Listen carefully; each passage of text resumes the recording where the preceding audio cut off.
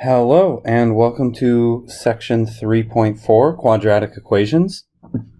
So we are going to deal with some more methods of solving quadratic equations here. First, you have this exercise to do where you're going to solve by taking square roots. Now, the idea with these, before you do it, if you're stuck, is I'm going to highlight the part that is written as something squared in each of these. So for each of these, you want to write this as something squared equals a number, and then take square roots. So I just wrote those instructions out here. So I'll give you a minute to do that. Let's pause it here if you haven't already done these yet.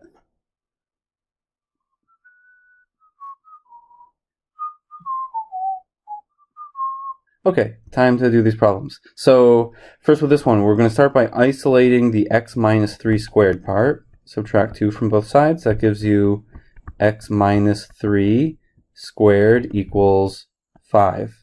So that is because 7 minus 2 is 5. So that is now set up for you to take the square root of both sides of this, because the square root and the power 2 cancel each other out.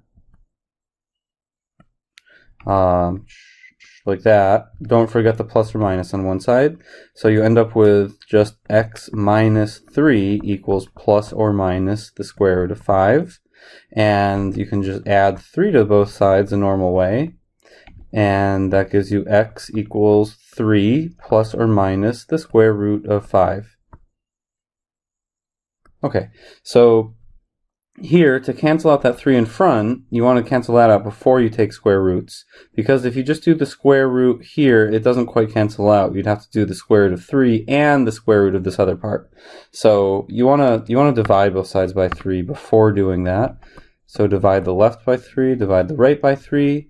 That cancels out here. You'll get x plus 2 squared equals 12 divided by 3 is 4.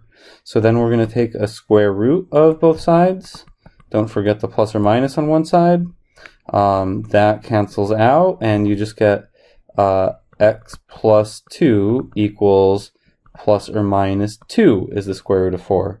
Then you could just subtract 2 from both sides, which leaves you with x equals that negative 2 plus or minus 2. And this isn't just negative, like you can, what am I trying to say? You have to add or subtract them separately because it works out differently depending on how you do it. So this would give you x equals negative 2 plus 2 would be 0, or x equals negative 2 minus 2 is negative 4. So it's not just like plus or minus negative 4 or something weird like that. You have to subtract them separately or add them. Okay, so here we're going to add 4 to both sides, which gives you t plus 4 quantity squared equals 29. And here we can take the square root of that. And that's not a perfect square, so you just leave it as the square root of 29.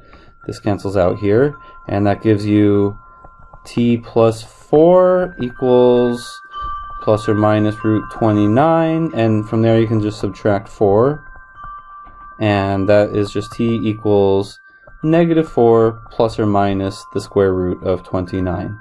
Don't make the mistake and turn that into the square root of 25, because that 4 is not inside that square root. The order of operations is you do the square root first and then do the minus 4. Alright, so that's how that works. Next, we'll look at how to turn equations into this form by completing the square using the methods from section 3.3. So if you're not good with completing the square yet, you might want to try the 3.3 homework or go back and check out those videos, because I'll be going through it a little bit faster in these examples.